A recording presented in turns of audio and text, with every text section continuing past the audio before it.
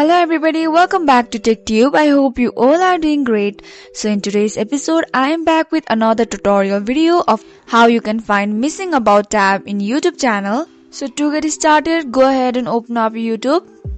So let's say for instance, we'll just open up any random video.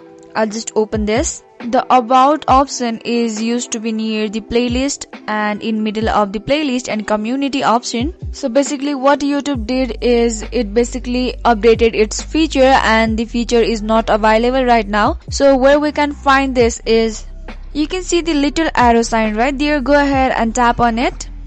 So here is the feature of about.